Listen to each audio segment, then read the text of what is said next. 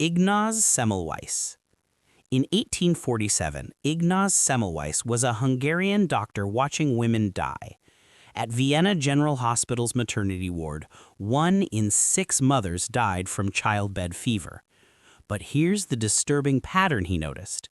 The ward run by midwives had a 2% death rate, while the ward run by doctors had 18%. The difference? Doctors performed autopsies on corpses, then delivered babies without washing their hands. Semmelweis proposed something radical. Invisible cadaverous particles cause disease. He ordered hand washing with chlorinated lime. Deaths dropped to below 1% within months. You'd think he'd be celebrated.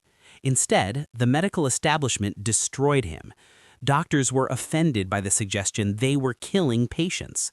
They called him insane, fired him from the hospital, and blacklisted him across Europe.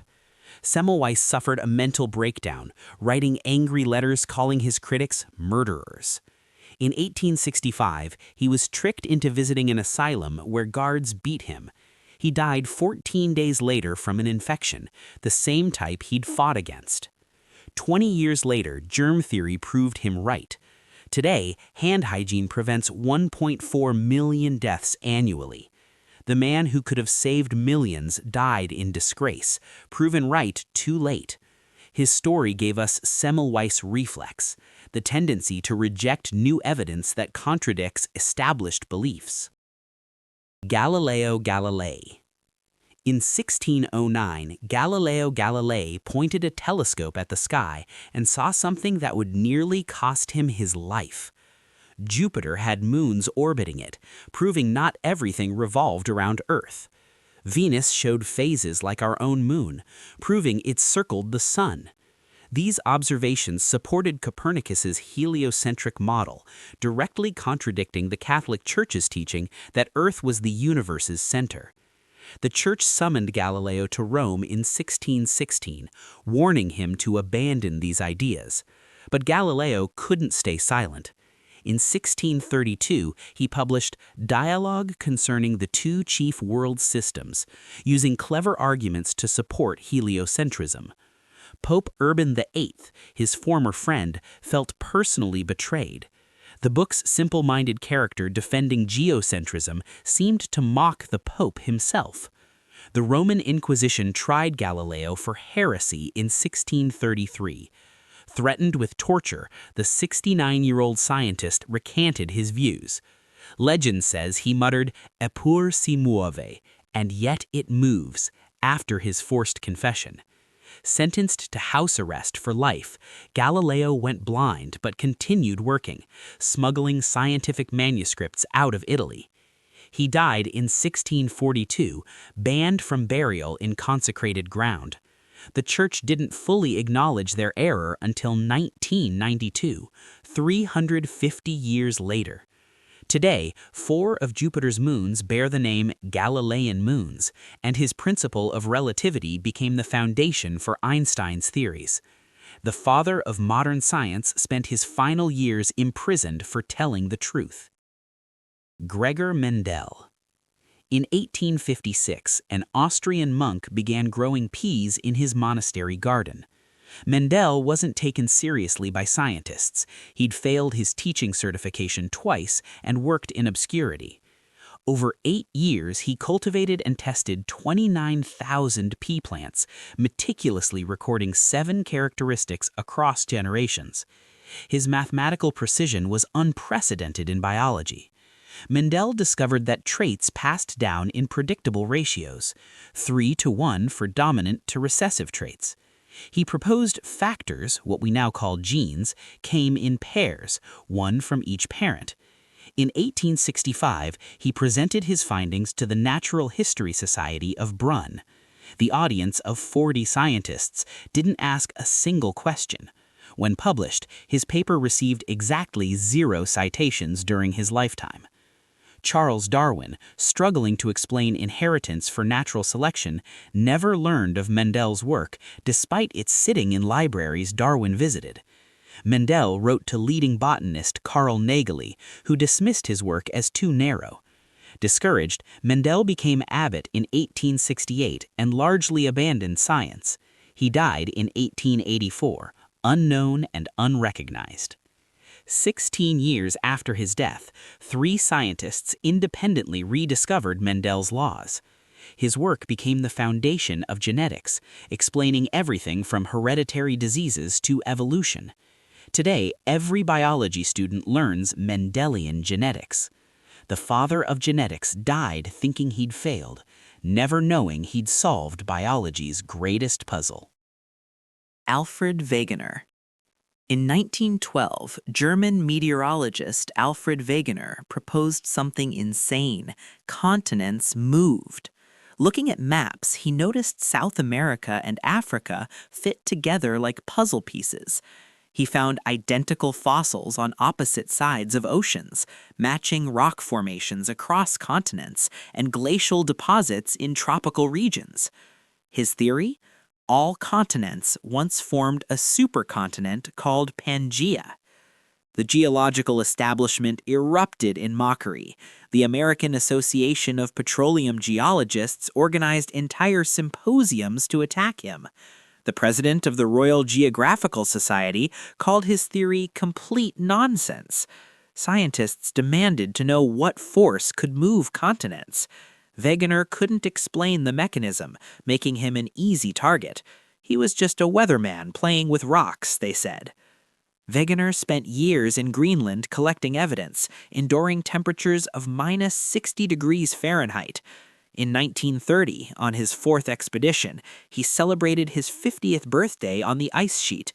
Days later, attempting to resupply a remote camp, Wegener died in a blizzard. His body wasn't found for 6 months. He died believing he'd failed to convince anyone.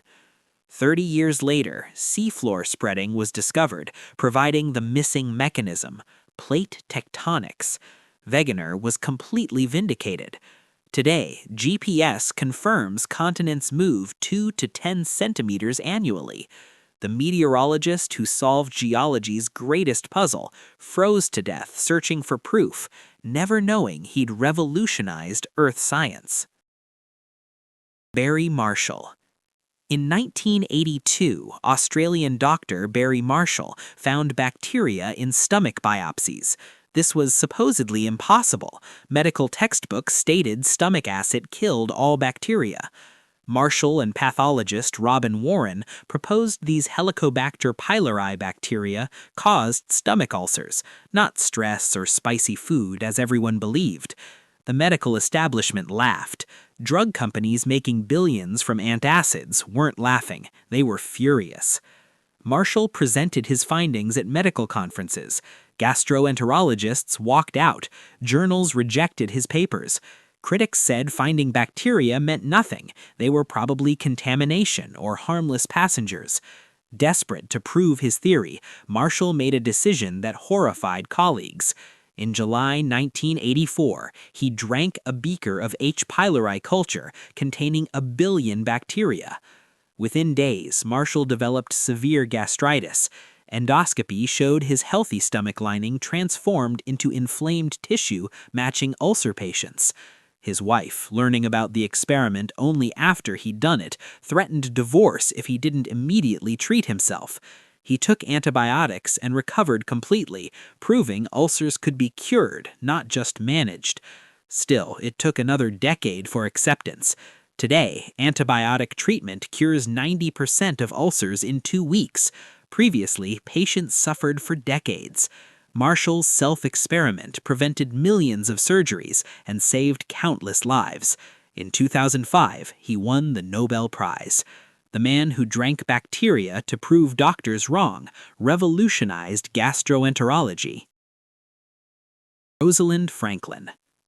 In 1951, Rosalind Franklin was a 31-year-old X-ray crystallographer at King's College London, using X-ray diffraction to photograph DNA structure. Working in a basement laboratory, she produced Photo 51, the clearest image of DNA ever captured, showing its helical structure. Franklin's meticulous work required exposing herself to dangerous radiation levels for hours. She insisted on mathematical proof before publishing conclusions. Meanwhile, James Watson and Francis Crick at Cambridge were building models based on guesswork. Maurice Wilkins, Franklin's colleague who resented her presence, showed Watson Photo 51 without Franklin's permission. Within days, Watson and Crick built their double helix model. They published in Nature in 1953, mentioning Franklin only in a footnote. She had no idea they'd used her data. Franklin's own paper appeared in the same issue, supporting their model with actual evidence, but history credited Watson and Crick as DNA's discoverers. Franklin never complained, moving to Birkbeck College to study RNA viruses. She continued working while battling ovarian cancer, likely caused by X-ray exposure. She published 17 papers while undergoing treatment, dying at 37 in 1958. Watson, Crick, and Wilkins won the Nobel Prize in 1962. Nobel rules prevent posthumous awards, but they barely mentioned Franklin in their acceptance. Watson's 1968 book portrayed her as a bitter, unattractive woman who couldn't interpret her own data. Only decades later did her contributions gain recognition. The woman whose photograph revealed life's blueprint died unknown and uncredited. Barbara McClintock. In the 1940s, Barbara McClintock discovered genes could move. Working alone in her Cold Spring Harbor laboratory, studying corn genetics for decades, she noticed color patterns that shouldn't exist, according to genetic theory. Her conclusion was revolutionary. Genes weren't fixed in place, but could jump between chromosomes, turning on and off like switches. When McClintock presented her findings in 1951, the audience was stunned into silence. Not amazed silence, dismissive silence. Scientists thought she was delusional. How could genes move? It contradicted everything they knew. Colleagues stopped inviting her to conferences. Journals rejected her papers. She stopped publishing her results, continuing her research in isolation for decades.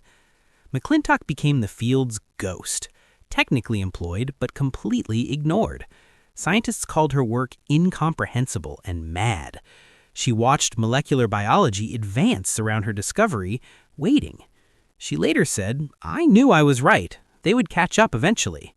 She kept working alone, accumulating more evidence nobody wanted to see. 30 years later, molecular biologists discovered transposons in bacteria. Suddenly, McClintock's jumping genes explained antibiotic resistance, cancer development, and evolution itself. In 1983, at age 81, she won the Nobel Prize, the first woman to win unshared in physiology or medicine. She died in 1992 at 90, having waited 40 years for vindication. The woman who discovered genetic mobility spent most of her career scientifically exiled. Nikola Tesla. In 1884, Nikola Tesla arrived in America with 4 cents and a letter of introduction to Thomas Edison. Edison hired him, but they clashed immediately. Edison's direct current, or DC system, required power stations every mile. Tesla's alternating current, or AC, could transmit electricity hundreds of miles. When Tesla demonstrated AC superiority, Edison launched the War of Currents, publicly electrocuting animals to prove AC was dangerous. Tesla sold his AC patents to Westinghouse for $60,000 plus royalties.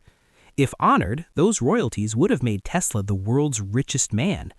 But when Westinghouse faced bankruptcy, Tesla tore up the contract, sacrificing billions to ensure AC's adoption. He chose humanity's progress over personal wealth, a decision that would haunt him. Tesla held 300 patents, invented radio before Marconi, created remote control, and pioneered X-ray imaging. But his greatest obsession, wireless power transmission, destroyed him. He spent everything on Wardenclyffe Tower, attempting to broadcast free electricity worldwide. J.P. Morgan withdrew funding when he realized free power meant no profit. Tesla suffered a breakdown. He died alone in 1943 in a New York hotel room, feeding pigeons and claiming to receive extraterrestrial signals. the FBI seized his papers. Today, every electrical device uses his AC system. The man who electrified the world died penniless and ridiculed, proven right by the 25 billion devices that now depend on his invention. Georg Cantor. In 1874, German mathematician Georg Cantor proved something that broke people's minds. Infinity comes in different sizes. His diagonal proof showed decimal numbers between 0 and 1 outnumber all counting numbers, despite both being infinite. He created an entire arithmetic of infinities, showing some infinities were countably infinite, while others were uncountably vast. The mathematical establishment went ballistic. Leopold Kronecker, his former professor, called him a corrupter of youth and blocked his publications and career advancement. Henri Poincaré declared Cantor's ideas a disease from which mathematics must recover. Even theologians attacked him, saying multiple infinities challenged God's absolute infinity. Cantor was trapped at a third-tier university, rejected by Berlin's prestigious institutions. The attacks destroyed Cantor's mental health. He suffered his first breakdown in 1884, believing Shakespeare was Francis Bacon and that he could prove it mathematically. He spent increasing time in sanatoriums, writing desperate letters about conspiracies against him. Between breakdowns, he continued developing set theory, but each new discovery brought more attacks and deeper depression. Cantor died in 1918 in a psychiatric hospital, never seeing acceptance. Within decades, his set theory became mathematics' foundation. Today, every mathematical object is defined using sets. Computer science, quantum mechanics, and modern logic depend on his work. David Hilbert declared, "No one shall expel us from the paradise Cantor created." The man who discovered infinite infinities died thinking himself a failure. Ludwig Boltzmann. In 1877, Ludwig Boltzmann proposed atoms were real and constantly moving. This seems obvious now, but leading physicists like Ernst Mach demanded, "Have you ever seen an atom?" They insisted atoms were just useful fiction for calculations. Boltzmann used statistics to explain thermodynamics.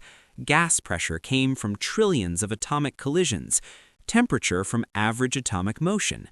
The attacks were relentless.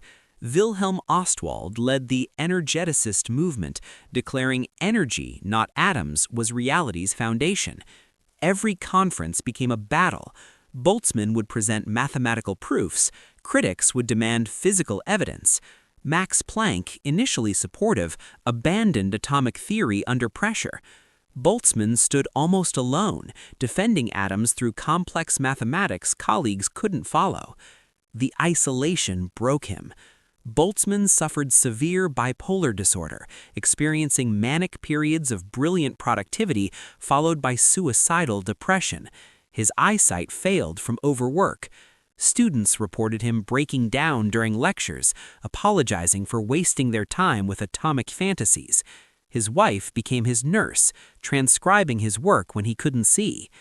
In 1906, during a family vacation in Italy, Boltzmann hanged himself while his wife and daughter swam nearby. 3 years later, Jean Perrin's experiments proved atoms existed. Einstein's papers on Brownian motion vindicated everything Boltzmann claimed. His equation, S equals K log W, is carved on his tombstone. The father of statistical mechanics died by suicide just before atoms were proven real, believing he'd failed completely. William Harvey. In 1628, English physician William Harvey published something that would make him medicine's most hated man, proof that blood circulated. For 1,400 years, doctors followed Galen's teaching that the liver created blood, which was consumed by organs. Harvey calculated the heart pumped 540 pounds of blood hourly, impossible if blood was constantly created and destroyed. Harvey demonstrated circulation through live dissections, tying off veins and arteries to show blood flow direction.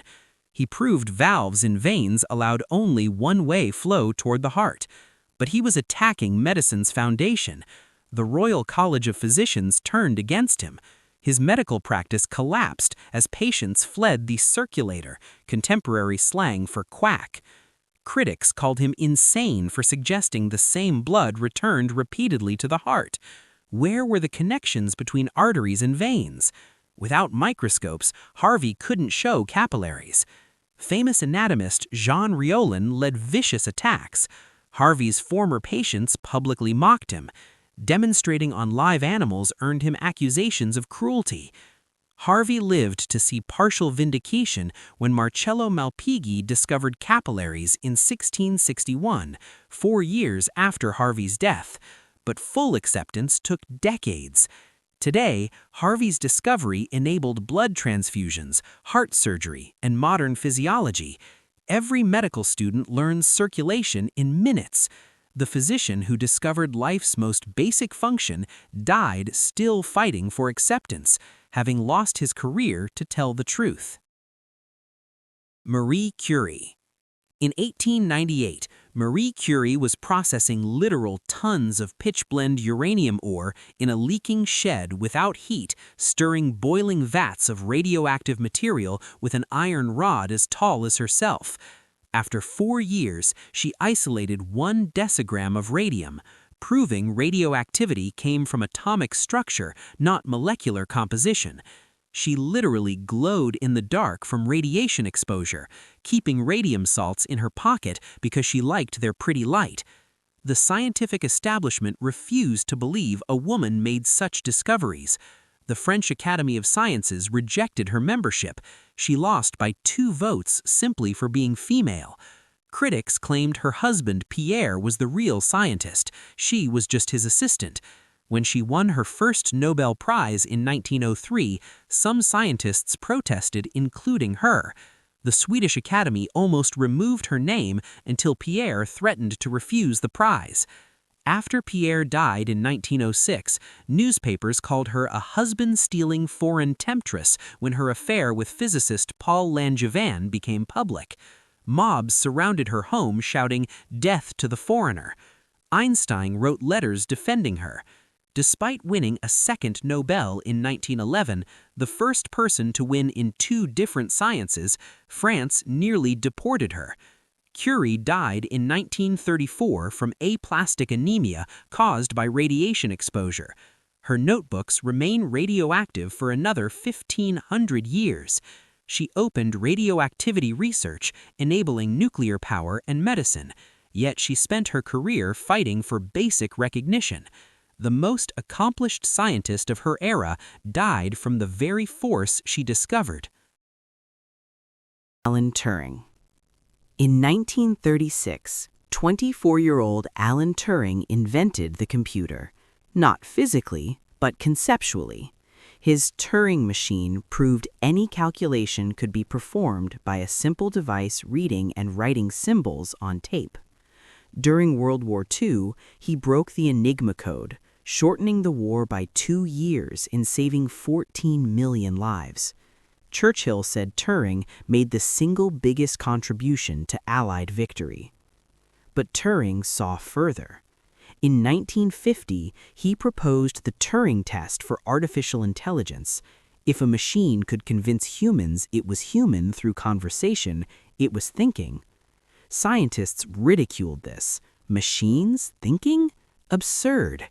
His 1952 paper on morphogenesis explained how zebras got stripes and leopards got spots through chemical reactions. Biologists ignored it as mathematical nonsense.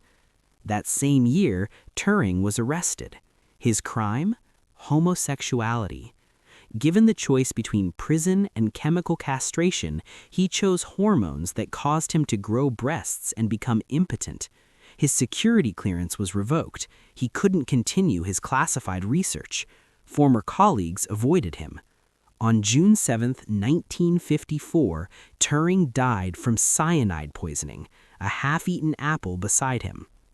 In 2009, British Prime Minister Gordon Brown formally apologized. In 2013, Queen Elizabeth granted posthumous pardon. Today, the Turing Award is computing's Nobel Prize. Every computer, smartphone, and AI system descends from his ideas. The father of computer science died a criminal for loving differently, never seeing the digital revolution he created. Rachel Carson. In 1962, marine biologist Rachel Carson published Silent Spring, warning that pesticides like DDT were destroying ecosystems.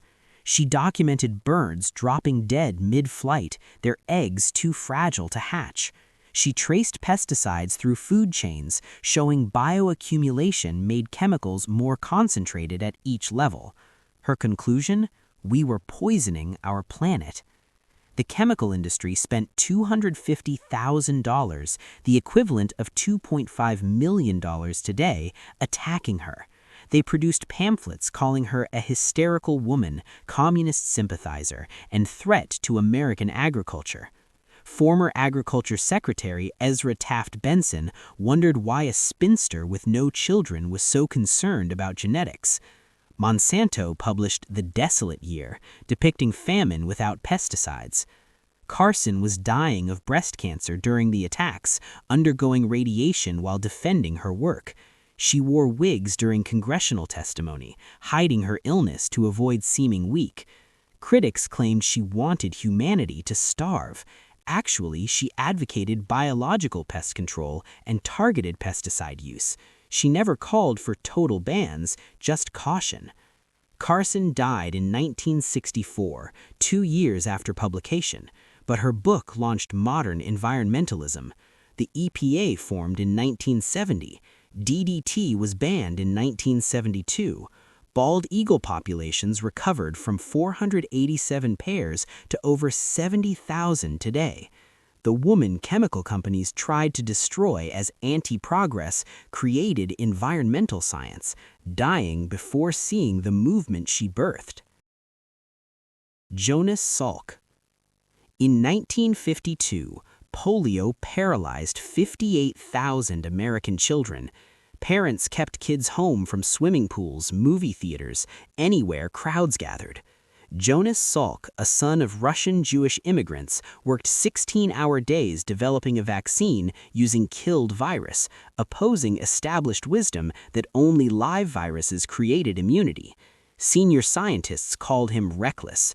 How dare this young nobody challenge accepted theory? When Salk couldn't find test subjects, he injected himself, his wife, and his 3 children. His colleagues were horrified. If wrong, he'd have given his family polio. But it worked. In 1954, the largest medical experiment in history tested his vaccine on 1.8 million children, called Polio Pioneers. On April 12, 1955, results showed 80 to 90% effectiveness. Then came the decision that defined Salk. Edward R. Murrell asked who owned the patent. Salk replied, "Well, the people, I would say. There is no patent. Could you patent the sun?" He walked away from $7 billion in today's money. Pharmaceutical companies were furious. Even fellow scientists resented his celebrity status and excluded him from the National Academy of Sciences. Salk spent his remaining years researching AIDS vaccines and founding the Salk Institute.